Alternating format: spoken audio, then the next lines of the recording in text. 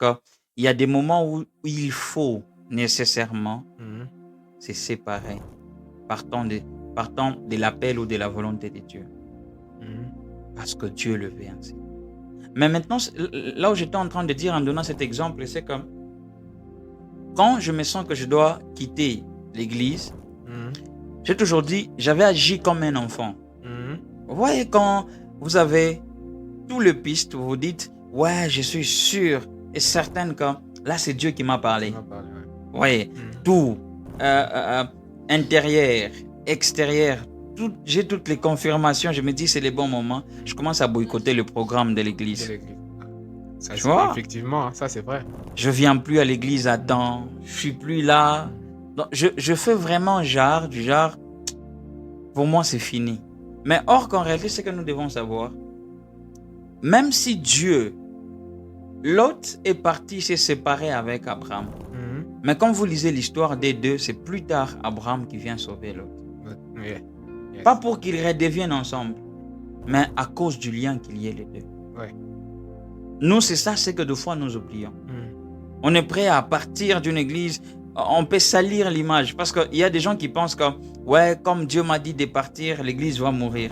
Mais Frère, l'église appartient à Dieu. ex- Il y a les gens qui pensent comme ça. Mhm. Se disent, ouais, partant de tout ce que j'ai vu là maintenant, je crois que comme Dieu m'a dit de partir, donc c'est fini pour cette église. Mhm. Non. Il y a des gens qui vont te remplacer et l'église va aller de l'avant parce que l'église appartient à Dieu. Ça n'appartient pas à un homme. Voilà.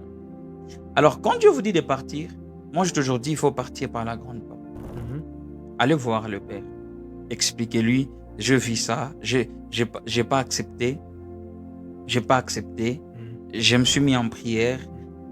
Dieu m'a convaincu que je dois partir. C'est le Saint-Esprit qui dit, mettez à part Paul et Barnabas. Mais c'est les apôtres, frère, Mhm. qui les met à part. C'est pas le Saint-Esprit. Lui, il a dit. Mhm. Mais c'est les apôtres qui étaient là, qui devaient mettre à part. Mais, homme de Dieu, mais il s'est avéré que j'ai reçu plus de 4 ou 5 hommes de Dieu qui sont venus me voir pour dire que non, on a vu ça, ça, ça.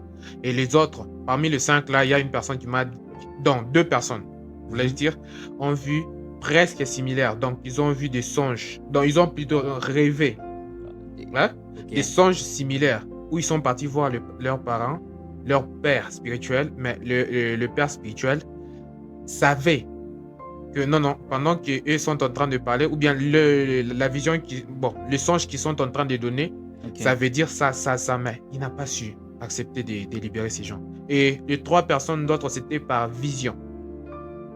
Ces 3 hommes de Dieu ont dit, je suis parti voir mon père. Et moi, c'était un tout petit peu compliqué que je puisse comprendre la vision que j'avais vue. Mhm. Mais mon papa savait bien que non, la vision disait que non, il est grand temps à ce que vous puissiez me laisser. Mais le parent, tellement qu'il a endurci son cœur, il n'a pas su accepter. Qu'est-ce que vous pouvez dire concernant ça? Déjà, le problème, c'est comment on part aborder le Père. Ouais. Le problème, des fois, quand on a ce genre de visions, dans notre tête, c'est qu'on est déjà père. Quand on part voir le père, c'est que c'est entre père et père qui se parle. Tu vois? Même quand on lui dit, même quand on se dit non, normalement, il connaissait, il sait, c'est un père. Il sait que là, Dieu. Vous voyez, moi, j'aime souvent comment Élie a géré son temps où il devait partir laisser Samuel régner. Ouais, il sait bien que c'est Dieu qui lui a parlé. Il lui dit, s'il te dit, et puis il dit, Samuel, dis-moi, qu'est-ce que Dieu t'a dit? Samuel raconte tout ça là. Élie sait qu'il est à la fin. Mais comment il gère ça? Il dit, qu'est-ce que Dieu t'a dit? Il lui dit, ah, ok. Et il sait que c'est ça sa fin. Ça peut arriver que le père sait qu'il doit partir. Il ne va pas vous dire et que vous devez partir. Des fois, il ne vous dit pas. Ouais. Il y a des noms de pères qui ne sont pas justifiés, qui ne seront jamais justifiés. Vous voyez, un père peut vous dire non pour tester votre loyauté. Oui, ça nous est arrivé. Je crois que vous allez vous rappeler d'une histoire. On était en 6e. On organise une prière de fin d'année. Vous vous rappelez? Ouais, je me rappelle. Ok, j'étais en fait à la tête de l'événement. Oui. Ah, le frère est venu, on va organiser une grande prière. Le frère, il dit, ouais, normalement, c'est vous qui devez conduire le culte. C'est quoi, vous vous rappelez, c'est vous qui m'avez remplacé. Si. Et là, je pars voir mon pasteur. Parce que le problème aussi avec nous, le fils, c'est que des fois, nous partons juste informer au père. Père, je vais partir là-bas, on m'a invité. Oui.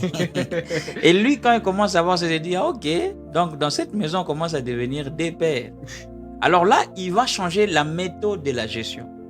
Quand lorsqu'on a une telle vision, avant d'aller aborder un père, c'est aussi un humain. Peut-être il vous aime. Peut-être il s'est dit, en ces moments, je ne peux pas. Si ces garçons partent, il y aura un grand vide. C'est un humain. Priez Dieu. Dites, c'est toi qui as dit. Permets, convainc son cœur, Seigneur. Convainc son cœur. Je sais que c'est la saison. Je ne vais pas rater la saison. Mais convainc son cœur. Parle avec lui. Et je sais que c'est ton serviteur. Il va t'entendre. Mais maintenant, le problème, c'est qu'il nous manque de fois de la patience.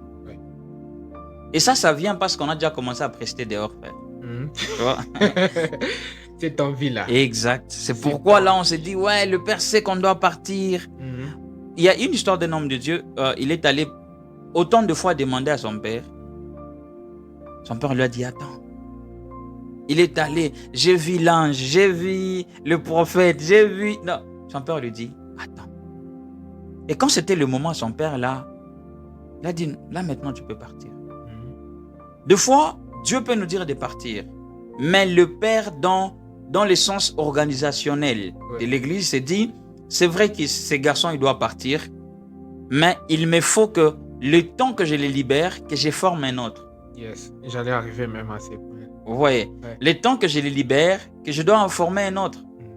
Mais maintenant, le problème, c'est que je dis, c'est la prestation extérieure. Déjà, derrière, vous prestez, sur toutes les affiches, vous y êtes. Votre père, des fois, il ne voit que sur votre statut. Des fois, vous bloquez même pour qu'il ne voit pas. Pour éviter des problèmes, bien sûr. Puisque si seulement il voyait, on peut faire ça, on peut mettre... Non. Dans les choses de Dieu, c'est qu'il faut... C'est pas une course. On n'a pas une Ligue des champions à gagner. Vous voyez? On sert que Dieu. On sert que Dieu. Dans les choses de Dieu, c'est chercher la paix. Apprendre à être transparent et honnête. Quand on sent que là, même dans une relation, que ça ne doit pas être qu'à l'église. Dans toute relation, il faut apprendre à être honnête et sincère.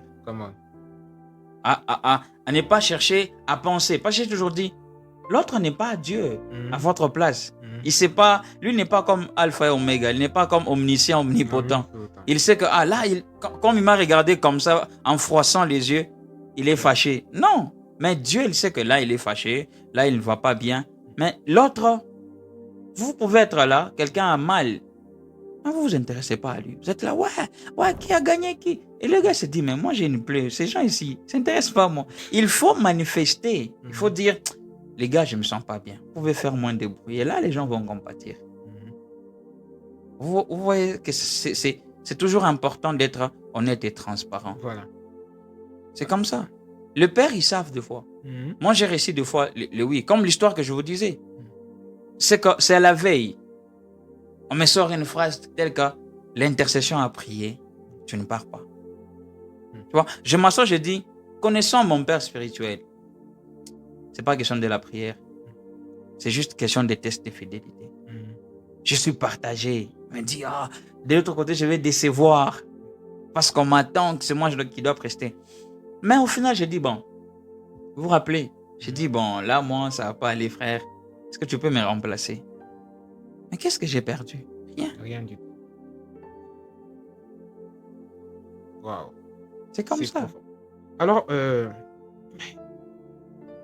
on dit un succès sans successeur est une forme d'échec. Vrai ou faux? Vrai.